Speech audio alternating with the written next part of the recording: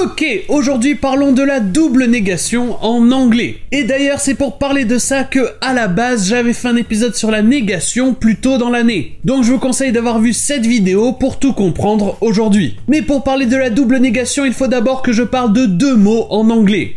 Any et no. Entre autres, ces deux mots permettent de dire qu'il n'y a pas quelque chose. Par exemple, imaginez que vous voulez dire « il n'y a pas d'argent ». Pour dire ça, il y a deux façons en anglais.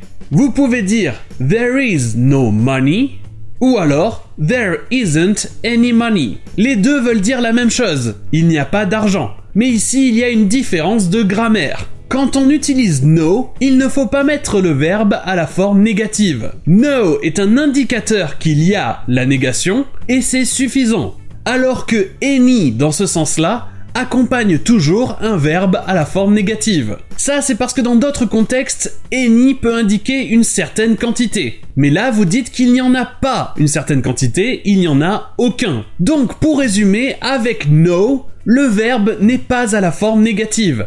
No est le seul indicateur de la négation dans une phrase. There are no new mutants, understand? Hasn't been a new one. Why you live inside a computer? I have no choice. That's my home. But instead of returning you, Yondu kept you.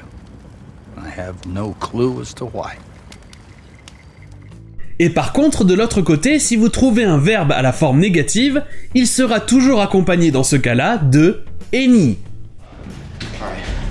I don't know any combination. Not consciously anyway. How about him stay? It doesn't make any sense. Talking to you. They should fill this place up with fresh bread. You all right, man? Oh yeah, totally. Okay, good, because we are not getting any bread.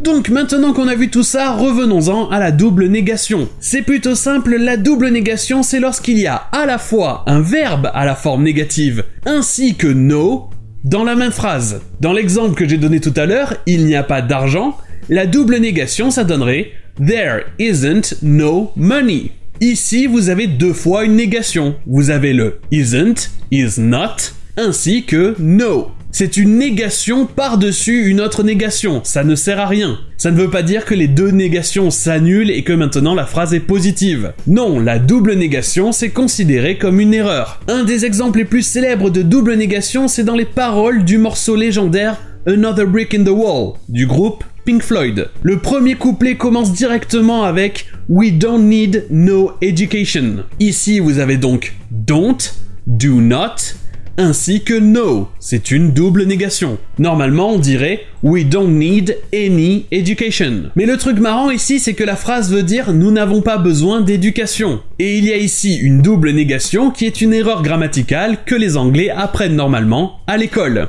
La double négation, comme je l'ai dit plusieurs fois, c'est considéré comme une erreur, mais ceci dit, beaucoup de gens l'utilisent. C'est comme une autre chose dont j'ai parlé sur la chaîne, l'utilisation de she don't ou encore we was. Ici, les verbes ne sont pas conjugués à la bonne personne. C'est une erreur, mais ça s'utilise par certaines personnes dans le langage familier. Par exemple, vous trouverez ça, tout comme la double négation ou encore la contraction ain't, dans certains accents ou communautés américaines.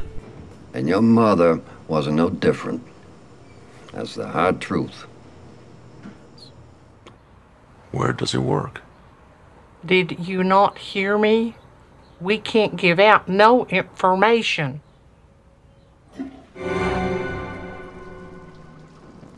Did it work? I don't feel no different. How do we tell? Et voilà pour la double négation. Mais maintenant qu'on a parlé de ça, ça me permet de parler d'un autre sujet que je repousse depuis longtemps, que l'on verra dans l'épisode de demain.